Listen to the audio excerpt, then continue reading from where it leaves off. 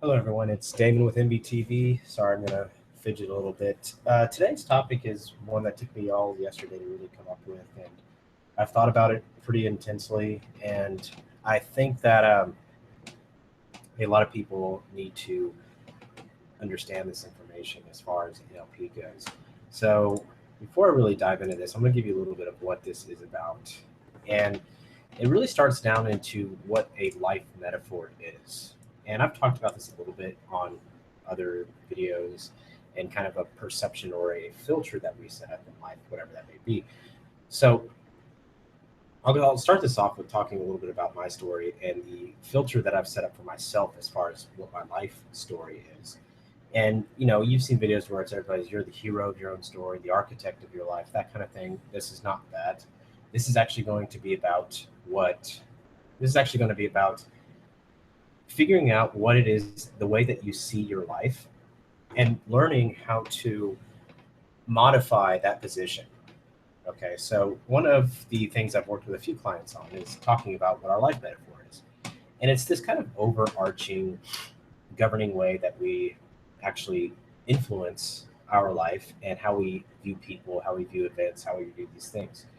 And this starts off with I'll give you my story first, and then I'll jump into how this crafted my life metaphor. So, when I was younger, some young age, when I was a child, who knows, I actually focused on, I was kind of really to myself because of a lot of the pain that I was dealing with internally.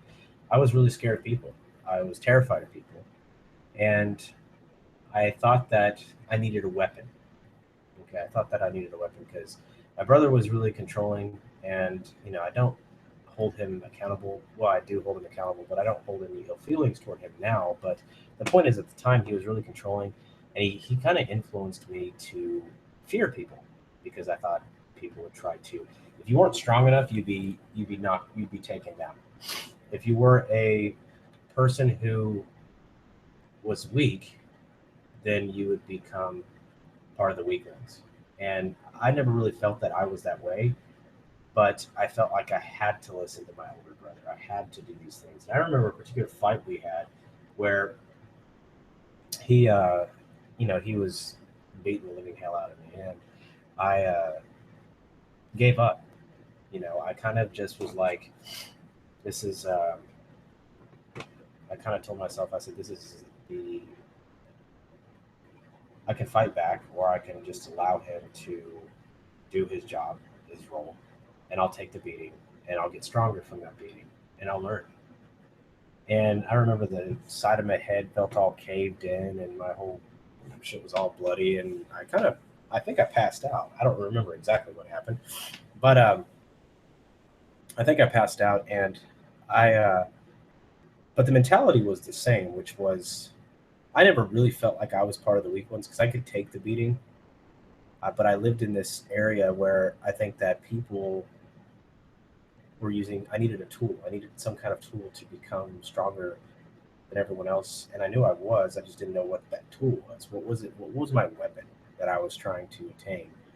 What was the power? So I started becoming this pretty rebellious person who took life by my own knowledge, and I felt knowledge was the key to become smarter, to become more intelligent, was the only answer.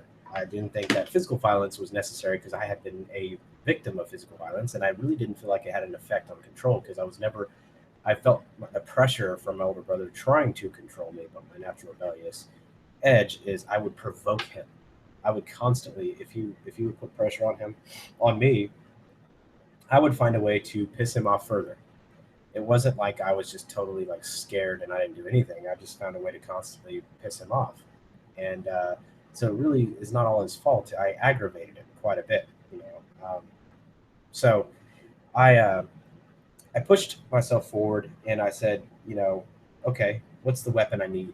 I can obviously learn to fight physically, which I did, but I didn't think that was the only answer. I knew that I needed that, but I didn't think that was it. I thought the power of the mind was the tool, right? I thought the tool was the mind, being able to negotiate with people, treat people with respect, and have enough knowledge to be able to talk to different people through all walks of life. So I spent my entire life studying knowledge and studying things to uh, get a perspective and to make up for areas in which I was weak, because I was more afraid of being weak than I was of anything else. And I wanted to make sure that I was well rounded in every area, so there wouldn't be let's say a kink in my armor per se. So I moved myself into studying and buying books and reading everything I could possibly read to equip myself with knowledge. So when I was, third grade, fourth grade, or whatever it was, all I would do is read. I felt like knowledge was key, and I would read about everything. I thought that the smarter you were, the more you'd be able to survive in a world with people trying to beat you, and it was or get on top of you or control you. And if you didn't have a choice, then you would have to abide by their rules, and that was hell for me. I never wanted to abide by anybody's rules, and I hated the rules that were in place through the school system, through all these things. So I put myself in this very aggressive mentality, which was, kill or be killed. And a lot of people, they kind of, jumped in and, told me this was not a good approach, or this was whatever it was. So I was a little traumatized by the experience of losing all these relationships in my life because of how aggressive I had become. I had put so much emphasis on attack first before you get attacked that I drove away everyone. So I don't say everyone, I mean some people stuck through, but in general, you push everyone out of your life because of some kind of, you know, core philosophy. And then in 2011, I read this book called The Slight Edge, and this book was a big life changer for me, at least starting out. I mean, obviously, we all keep changing our lives to move things forward, and this book was a particular life changer for me because it was about targeting your core philosophy first instead of trying to target a behavior, right? Because everyone's, you need to stop doing that. You need to stop doing that. So this was the first time that I've heard somebody actually mention, hey, target your core philosophy. Stop your core philosophy, because that is where all this stuff is funneling from, is what that core belief is. And this was the first time I heard that. I heard that, everything else was, you need to just stop the behavior. Stop the behavior. Just stop. You always see yourself doing it and just stop it. Well, it really was never that simple, because I had witnessed these things coming up in myself, but there was this clash.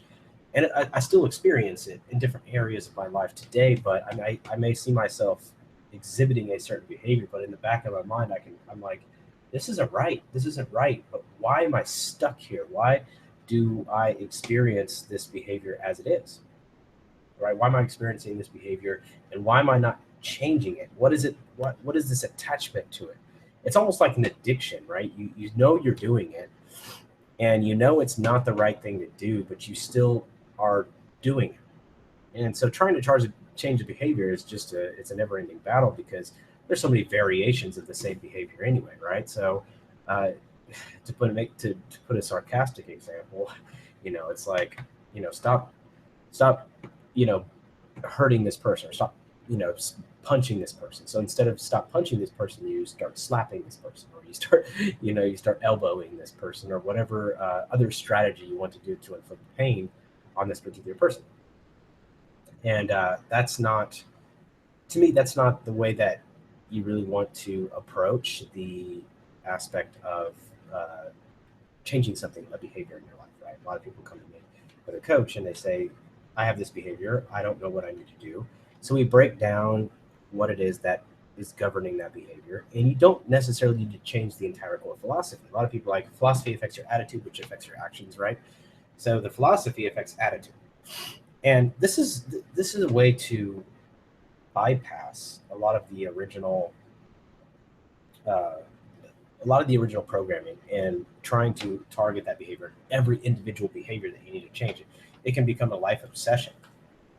Take it from me, who's made it an obsession for many years to correct certain behaviors, to the point where I've become obsessive about learning about etiquette, or become obsessive about trying to treat people with respect, which brings me into a side point of,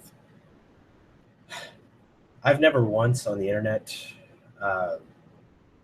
started a particular, let me put it on the internet, I've started a particular conflict. I would see people with disagreeing views or points that I disagree with, or making points that I disagree with.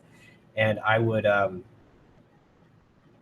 say, hey, although I respect your views, here's one area that I would recommend you add, or this, or, maybe you've left this out, or what's your position on this, or why do you feel this particular way? Because I feel the opposite.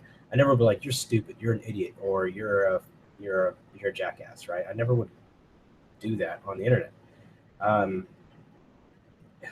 think that there's this false sense of security that's positioned on the internet that gives people the it's kind of like when you're driving down the road, right? And it's okay to flip people off and cuss them out because you're on the road. You get out of the car and everybody tends to get a little more peaceful, right? They tend to think, yeah, I guess since I'm out of the car, I'm not going to act that way anymore. It's kind of like this. It's like this location-based behavior. Or in a bar, it's okay to treat women like they're objects of sexual desires, but then anywhere else, it's wrong. Well, I've never been that guy in the bar who changes my behavior because of the location, right? There's a certain location that's appropriate for this or that, but at some point we start dehumanizing each other. And so what this is all tying into is a philosophy that has governed my life. And the key here is to look at aspects of your life and find out where the common area is. The way you want to start asking yourself questions if you want to start discovering this life story metaphor. What is it that, how can you summarize your philosophy? And then how can you begin to change this philosophy, right? How can you begin to change this particular position on life, which everybody's could be different, right? And if I were to pull up my particular metaphor, I think I wrote it down in this book. If I didn't, I will talk out of my head and see if I can give you a more accurate depiction of what I believe it is. Okay, so I didn't put it in here, but let me give you some. This is a little personal for me, so like I said, I'm going to fidget a little bit because I tend to get a little nervous revealing personal information. But some of the things that I've struggled with as far as the attitudes that I've reflected and I push into the external world out from myself is I tend to sabotage relationships. I tend to find them to be very conflict oriented. Even when there's not a conflict present, I tend to create a conflict. It's easy to put the finger on someone else and go, okay, you're this way, right? Or you're this type of person, or you're doing this and this is causing me to react this way. It's easy to do that. But in reality, when you find that same theme reoccurring over and over and over again, you anybody who has a reasonable sense of self-awareness starts to realize that, okay, if this pattern is reoccurring to me, there is something I am creating to make it happen, right? There is an attitude that I've adopted to make the pattern happen. So I tend to push these away through conflict or through a dismissal, and I don't mean even romantic relationships. I mean relationships in general. Like there's things that I avoid doing on purpose because I feel that it's too close or too intimate, or that people may perceive me in this way, and that is not the way that I am. So I don't want to give a false sense, right? These are these underlying philosophies. I want people to be able to trust me at the core. I want people to be able to trust that I will be there for them at the core. And that's part of the philosophy. So a pillar of strength. So the minute I show any type of vulnerability, I feel like I am violating my own principle. Even making this video is not easy for me because there is a point where we have to grow. We have to get outside of these comfort zones that we create for ourselves. So for me right now, it's me sharing with you the particular aspects of my own philosophy, which has come up. And then, we will start looking at the metaphor aspect, which I will help you in a little bit come up with that. Some of the other things that I do that I tend to project onto others are being very assumptive, yet I hate when people assume things with me, but at the same time, I feel that I'm confident enough to assume things about other people. So this is another projection. And why do I do this? What would be the core motive for one to do this type of thing? It's like, I assume all these things about you, but I barely know you. At the same time, that irritates me to a very, very core level when people do that to me. And I feel like it's probably because the reason why I do it for other people is because I assume filling in what variables. And in NLP, we call this the meta model.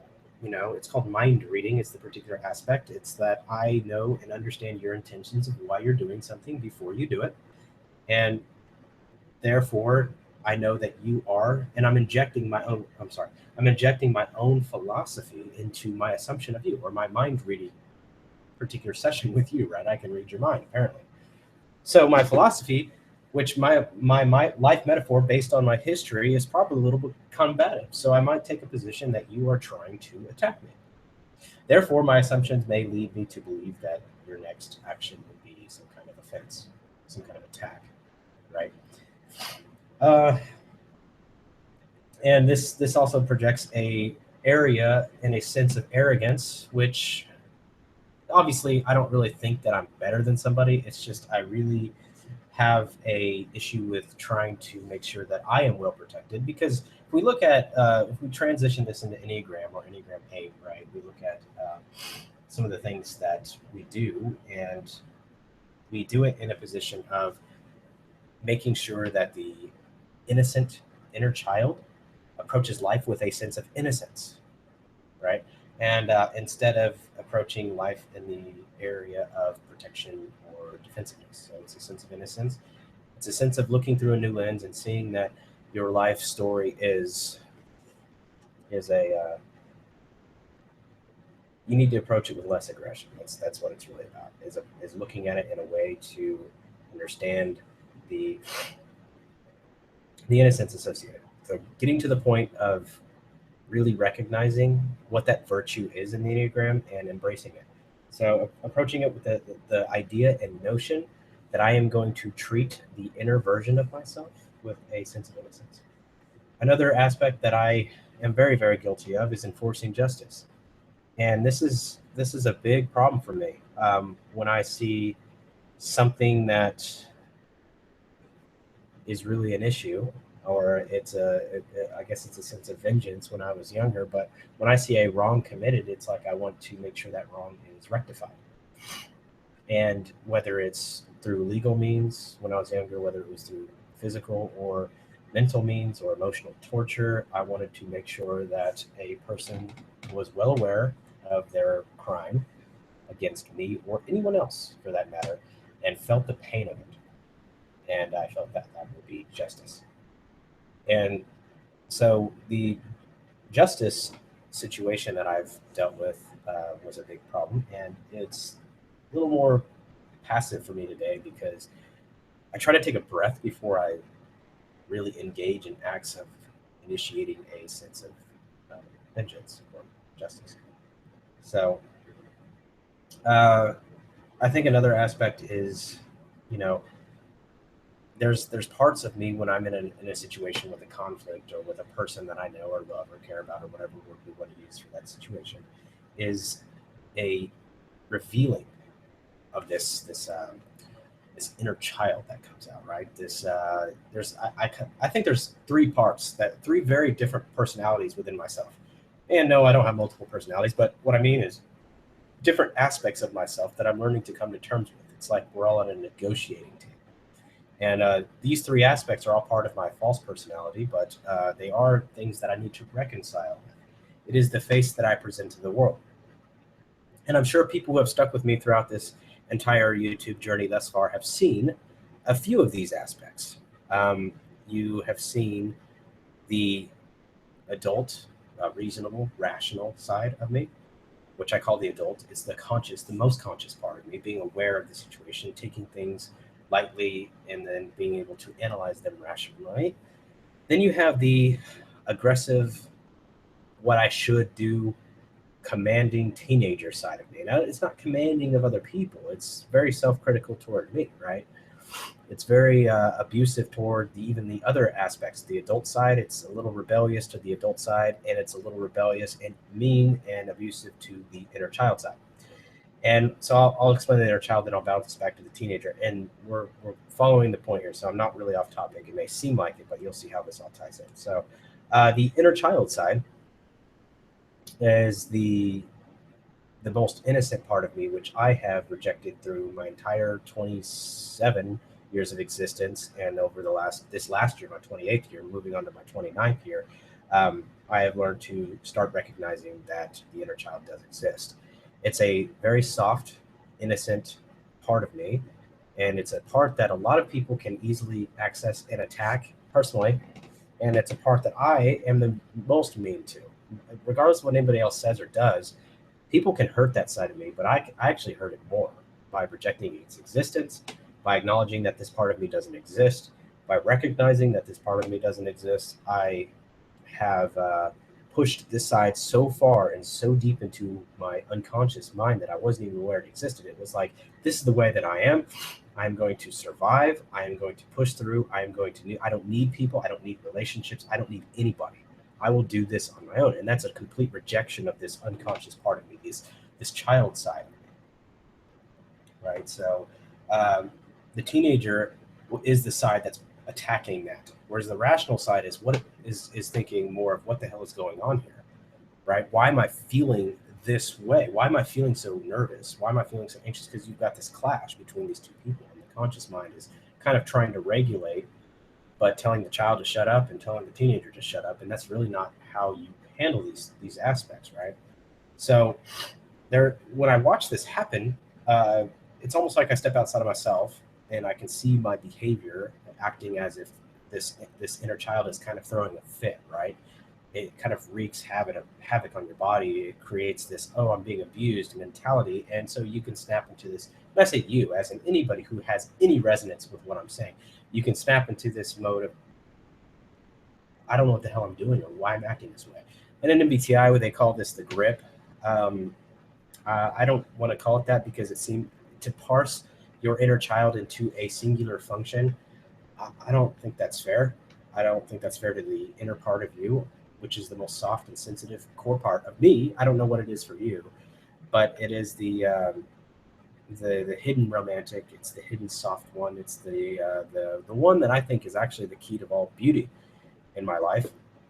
And by consistently rejecting it, it has helped me form this mentality of pain, of war, right? Life is war zone. That's my life metaphor. Life has been a war zone, and it's the only way to survive is to defeat the other. So if your core philosophy is life is a war zone, then what do you think the side effect is going to create? What do you think that your actions will follow that, right? It is, anybody who steps in your realm, you've got to make sure that they know how strong you are so they don't try to threaten you, and that you've got to make sure that you don't show any vulnerability. Don't show your weaknesses. Don't expose your flank, right? So it's this mentality of life is a war zone that has created this idea that, I can't trust anybody. Everything is combat. I mean, somebody can come to me and say, you know what, and this has actually happened. Somebody can say, I love you, and I'm like, the hell you don't. That's bullshit, right? Let me tell you why you don't, and then I'm going to highlight every single individual action that has justified in my own mind why you may not behave in a manner which is consistent with one who loves another. Right? And so this is also the other aspect of me that I talk about, and it's this cynicism. And I've done this many, many times. I'm still cynical in a lot of ways. A lot of this stuff I've worked through. A lot of this stuff I still work on. But the cynical side of me is one that is still present. A lot of this other stuff has been reduced over the years, but the cynical side and believing that others have no intention of ever doing good, or that others have this need to destroy others, because that is what I have projected throughout my life for so many years. So I naturally think that people are, and I say this, but this is starting to change, but I say this, I have the attitude as if everyone is living for themselves and they really just want to hurt other people. And they don't think about other people, and they don't think about other people's ethics. They don't think about other people's humanity. They don't think about the human element in anything.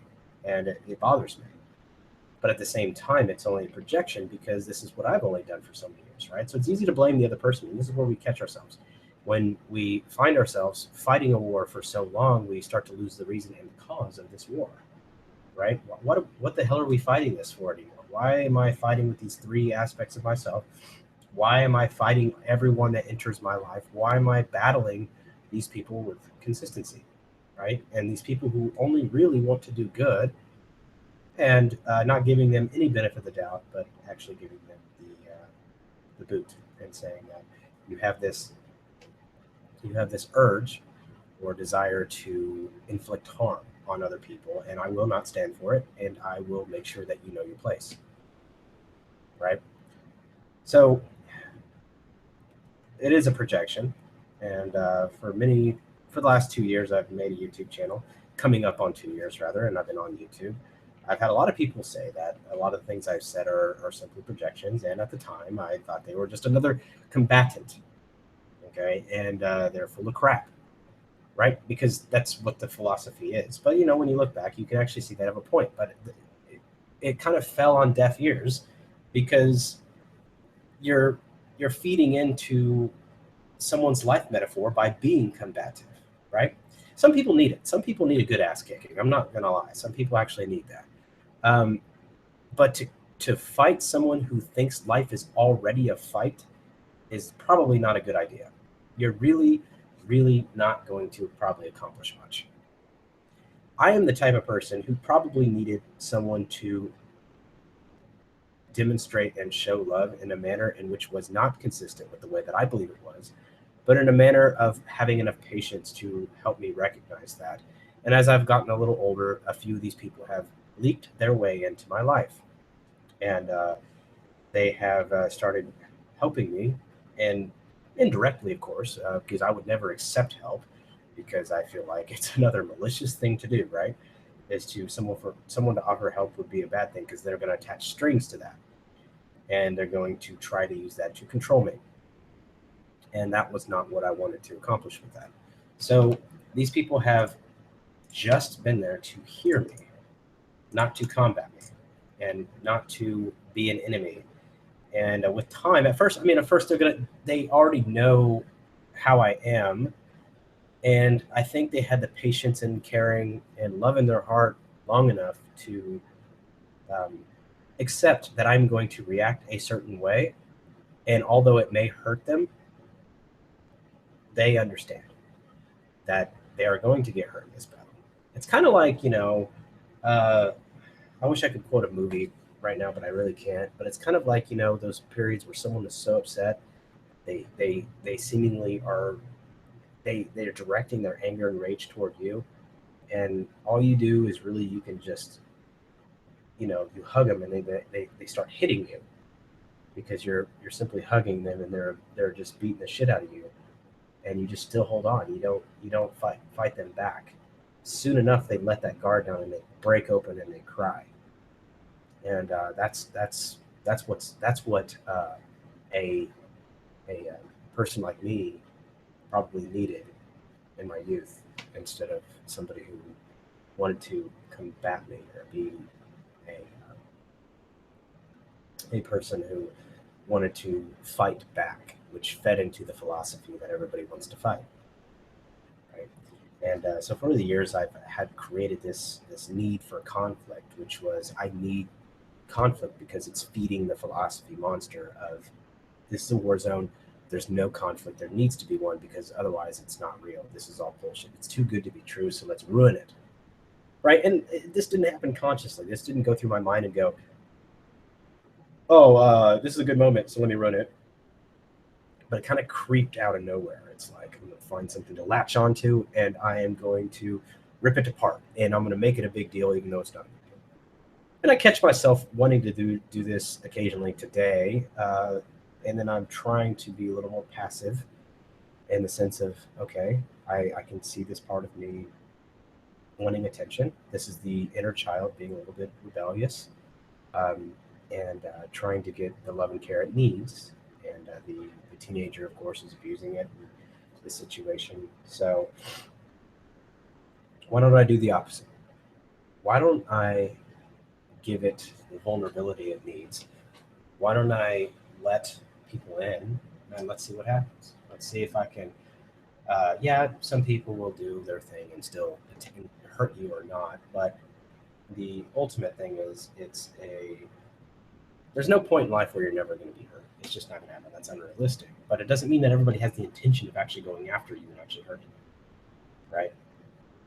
So I find this is one of the reasons why I get so disgusted with online forums in general, because it's like all I see is almost maliciousness. It's easy to write one little sentence that could wreck someone's day.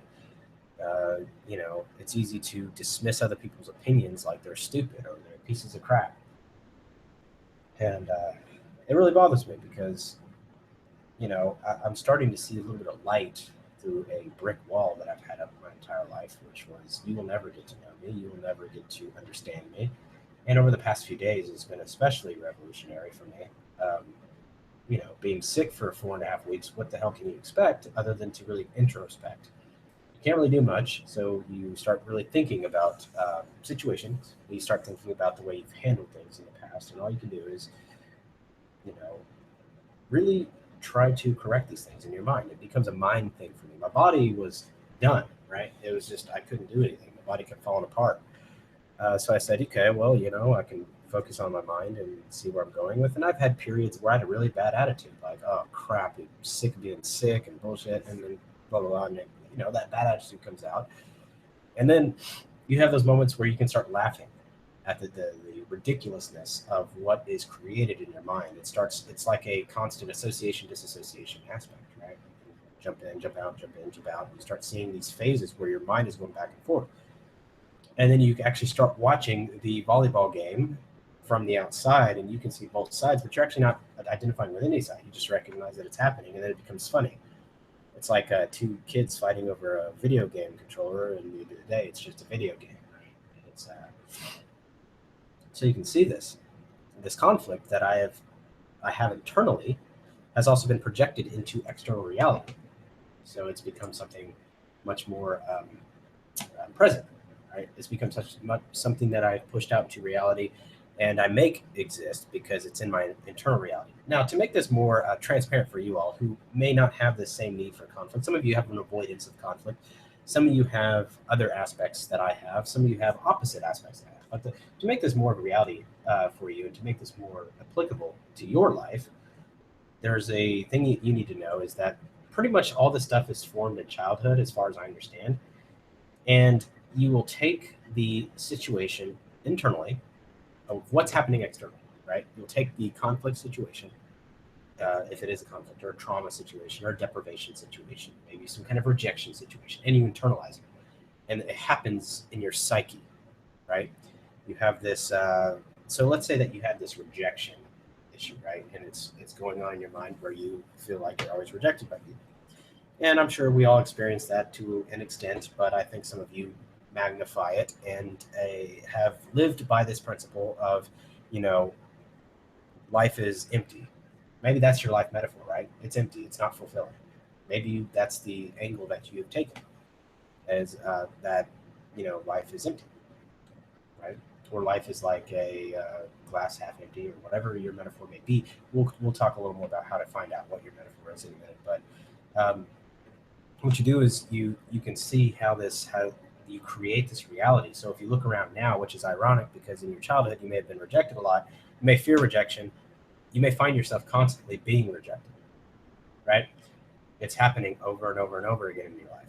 And then you may form the idea that you're not good enough or low self-esteem, right? You may have to start forming this conception that you will always be rejected, right? You may start thinking that people don't like you, or people don't, but you make people not like you. And see, that's the thing that you're fulfilling, is you're actually making it happen, and yeah, granted, some people aren't going to like you. That's just normal. But I mean, you are doing things that are creating conflict, even though you may want to avoid conflict. They are creating conflict, and they're also creating people to have an ill disposition toward you, to get rejected again, so you can further develop and enhance the perspective of life, which is life is empty, or life is a place where you get rejected by people, or living life is like being an alien, right? Being pushed out, which I've mentioned a lot of times was kind of the way that I felt.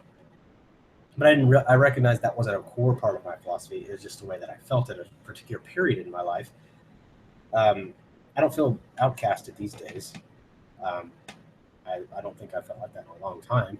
But definitely during my early teen years to mid teen years, I certainly felt that way, because I was dealing with all the other stuff, and I didn't feel like people could relate. So when we tie this back to identifying what that is, what you can do is you can look at the aspect of your life philosophy, and you can recognize that you are having you're probably recreating a reality that once existed for you. So when you hear the little thing, the saying that life is an illusion, right? Reality is an illusion. It kind of is, because everything that you experienced in the past, you're recreating it today. So you have a lot more power than you think. You're doing it unconsciously.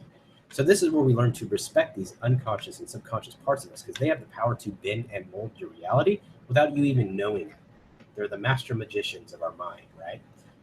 You can shape and manufacture reality as you wish.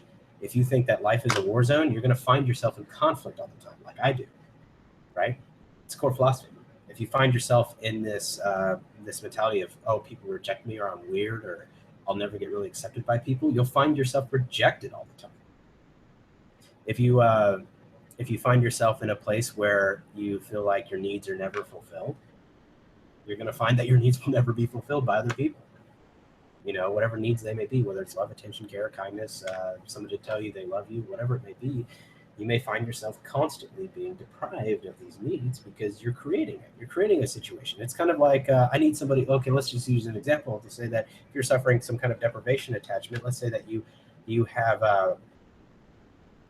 put the situation where, let's say that you want to be held every night while you watch a TV show, whatever it may be, and your husband or wife never does this for you, your spouse or whatever never does this for you, and it's because you moved into the other room. It's because your husband you married somebody who works in the military, and they're across seas 9 months here, right? Whatever, they're 3 years they're gone. Whatever it may be, you've created a situation where you are not having that need fulfilled. Now, of course, there's nothing wrong with having a military spouse, but if you're doing these things and you're finding yourself in these positions constantly, you can think, okay, what am I doing? Why am I creating this? And I'm not saying leave your marriage. I'm saying figure out what need you can fulfill that need in another way. And I'm not saying go find somebody either. I'm saying just don't you need to work on fixing that particular need within yourself.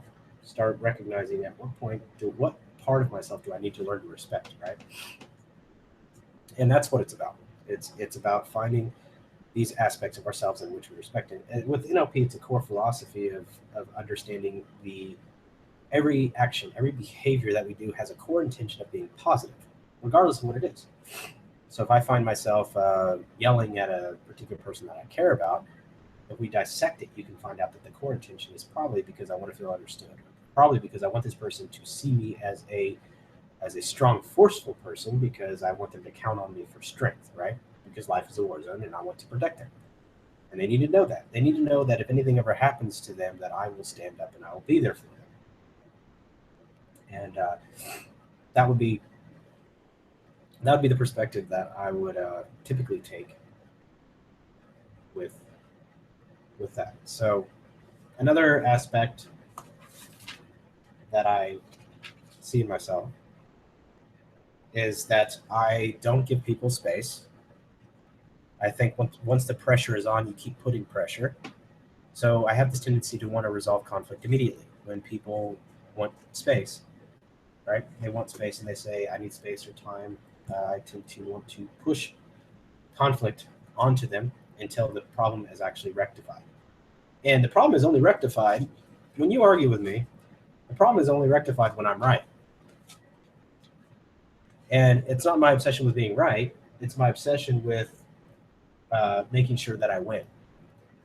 And a lot of people are not interested in winning. It actually comes to my surprise because I'll bend the truth more just so I can win, right? I'll bend the truth just so I can make sure that I come out ahead. And I've done this. and I say I'll as in present tense. I still do this a little bit, and I'm still working on it, but I try not to do this, and I consciously have worked on this, and I've realized where this comes from. Again, the core life philosophy, which is life is a war zone. You have to win or you die, right? And you get dominated or controlled by other people if you don't win. So this is not about a matter of what is right and wrong.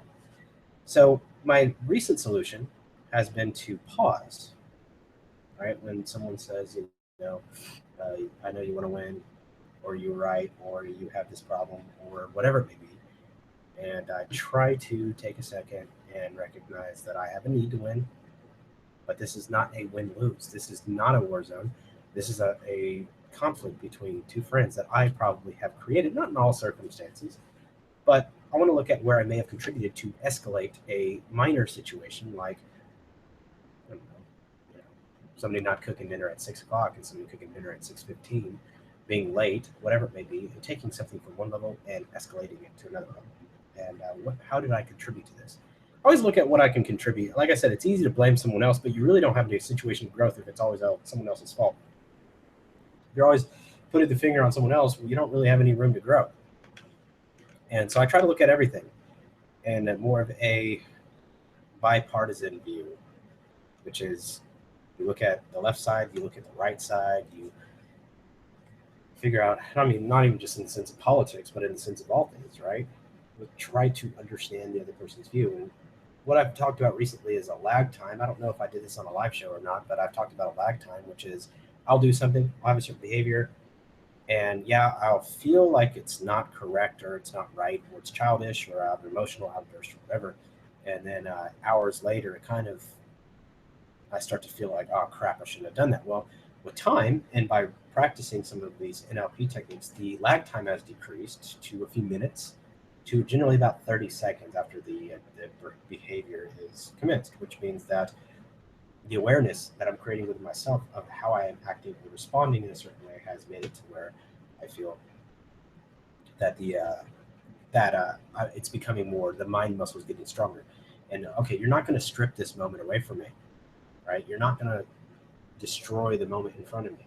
And granted, life situation, pressure, stress, whatever else is going on in your life can contribute to this lag time, making it longer and shorter. But the idea is the average length of the lag time between committing the action and actually looking at the action going, oh, that probably wasn't the right way to react, right? Some people take weeks, some take years later. They're like, oh man, I probably shouldn't have done that. Yeah, but your wife's dead now. I mean, it's too late. There's nothing you can't apologize now. It's too late. The lag time between some of these decisions can be very, very lengthy, depending on what that core philosophy is. So this, as I was saying, this need to resolve immediate conflicts is not a lot of people's preference. If we look at MBTI, we know a lot of P types, they need a little more space, right? So for me, it's always about putting on the pressure and closing out the problem out as fast as possible. I have to have things settled. I do not like things open-ended, and a lot of my friends, actually the majority of my friends, think about this. This is really interesting. The types that I conflict the most with is NFPs. I surround myself with NFPs. Like they're everywhere in my life. I know so many NFPs, it's ridiculous. And why do you think that is? I mean, on a other level than these people are really cool people, but on an actual core level, subconscious level, is because the life philosophy of having conflict, right? I want conflict. Somewhere in my core self, there's a conflict problem, right? And identifying that makes it to where we have this need to surround ourselves with these people who create conflict for me. And I say we need, whatever your situation is, just try to translate it over to you. What you may be doing, right? I care about these people, but there's a conflict orientation because the NFPs and I clash, right? So INFPs, ENFPs, there's a lot of stuff that I don't like that they do, and we're still friends. So I'm not saying all friends should never have arguments, but think about why the majority of my friends are actually NFPs. So your life philosophy is affected in a lot of ways. I'm attracted to these people who I know that I'm going to conflict with, yet I still respect a lot of their views, but I know that there's going to be conflict. So in a way, I guess that's self-fulfilling or self-protecting, right? There's also some things that in myself that I have noticed, such as this fear of weakness, this over-aggressive edge. Like I said, when these principles have been violated, but more importantly, the lack of family orientation. So what I mean by that, guys, is most people have some kind of connection to their family. Whether it's an obligation, like you're my mom, I have to love you, or whether it's an actual, like, my parents are so awesome, let's go over to dinner every Sunday night, or if it's a distant relationship, which is like mine, I'll probably talk to my parents once every 6-8 months, and on the phone, brief phone call, and that's about it, and just a brief update, and there's no real connection there, and it's a bit distant. So there's a core fear, and there's some necessities that one has to have for a family orientation. And the necessities could be something as simple as, there's got to be a baseline of vulnerability there, a trust, some kind of expression, right? You have to have a sense of vulnerability to create relationships with other people. So I've never seen myself as a family person in general. But I am obsessed with becoming better at where I am weak. And part of this is because I have a fear of weakness. But the other part of it is because life, I know, is a journey. And I hope that my life has some type of meaning or purpose by teaching others some things I have learned along the way that may help. Because when I was younger, I didn't have that. I didn't have the internet. I didn't have anybody other than a mom who was never home and a brother who was extremely controlling. So it was kind of tough. But now we live in the days of YouTube, where if you need advice, you type it in and you get it. Now, some of you may stumble across me and say I suck, and then you may move on. Some of you actually may like some of my stuff. But the point is that there has to be, in a family environment, there has to be some type of vulnerability expressed, and there has to be some type of core trust. And we have to make sure that we get vulnerable at some point. I think everybody's really a family type of person at the end of the day. Well, I guess some people can disagree. I'm throwing out a bold statement, which isn't really backed by science per se, but I think at some core level that we all need to be a collective. And some of us isolate ourselves away from people, but I think we all need and long for connection at some point, whether it's intimate connection or friendship connection or something. I can't imagine existence without people, right? It's hard for me to picture. So there's some kind of connection. And I've usually built my family through work relationships. As in, this is the people that I'm close to at this given point, and it moves on from there. So I really want to do a different live stream about something else because I'm still in the live stream mode right now, but I'm probably not going to do it because it's a good topic for another day. But let me tell you what I do want to talk about before we end this call in about 10 minutes is finding out what that life metaphor is. One thing that you got to ask yourself when you're discovering what the life metaphor is to figure out the way that you treat everyone in your life, the way that you treat your work, the way that you treat your personal life, your intimate partners, your sex life, whatever it may be, and see if there's a common theme. And if you were to identify what that common theme is, see if you can label it in a sentence like, life is a blank, right? Life is like a blank. And if you can say that fits all those scenarios, someone who has this core philosophy of life is like a struggle is probably going to find them struggling in their family, struggling here. And the key of this is being totally honest with yourself. You don't even have to share it with anybody. Just be really, really honest with yourself and find out what that life metaphor is. And you can actually reprogram the metaphor, which is really cool. And I haven't done it on myself yet because I'm working on a lot of other things. I will let you know the effect of reprogramming the metaphor. I have done it with clients before, and I have seen pretty amazing results by doing it. It takes a little more work because I have a resistance to it, because some part of me is still addicted to conflict. So there's a lot of internal resistance that I have to work through before I can actually get to this point. But I have found some clients are completely ready to change their life metaphor. And when they do, it's a pretty miraculous turnaround. You can actually see it kind of like their whole eyes light up. Like, I mean, and I even tell myself, man, I want to get there, right? I want to do that. I want to get to that point where I can feel like I've been lifted.